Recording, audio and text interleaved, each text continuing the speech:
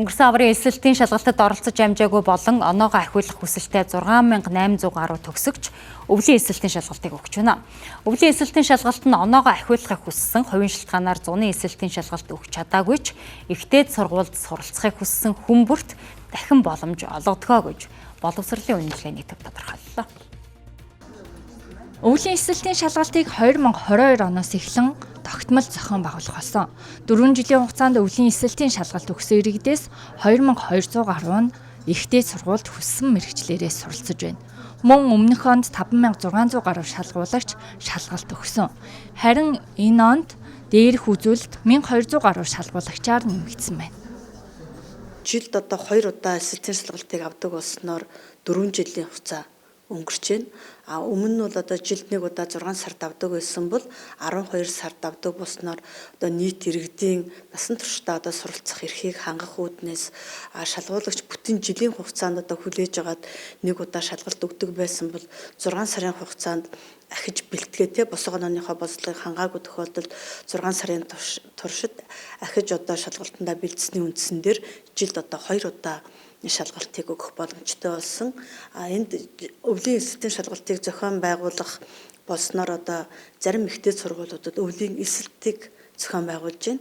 Одоо нэмэлт хөтөлбөрөөр өвөл одоо оюутан сурагчдыг элсүүлж авч байгаагаар одоо бас юм онцлогтой шалгуулагч болоод эцэг их иргэдийн одоо бас нэлээд талархлыг одоо хүлээсэн ийм зүйл болоод байна.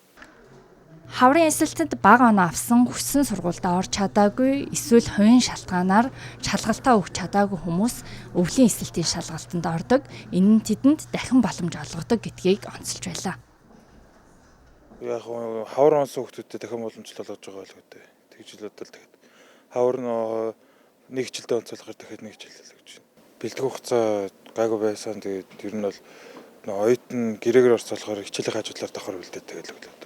За ер нь бол зуны иш 2017 онд өгч ирсэн сургуулиуд өгсөд тэгээд тэрнээс хойш гадагшаа явж байгаад тэгээд ер нь сургууль сураагүй байсан байхгүй. Тэгээд өвлийн иш ер нь байгаагаар ер нь 2 боломжтой л гэж харж байна да.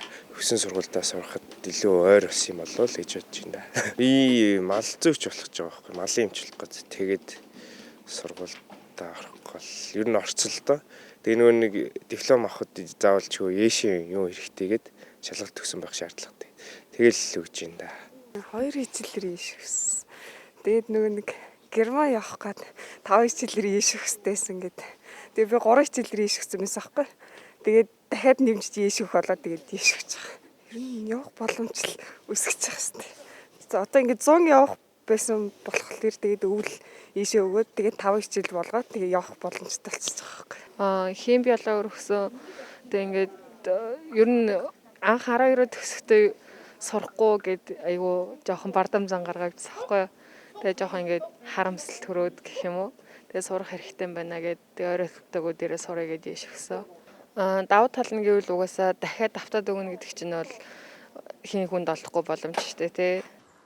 Тус шалгалтаар монгол хэл бичиг, математик, англи хэл, нийгэм судлал, түүх, хим, физик, биологи зэрэг хичээлүүдээр шалгалт авдаг. Өвлийн эсэлтийн шалгалтын дүн гарснаар ихтэй сургуулиудын нэмэлт эсэлт эхэлнэ.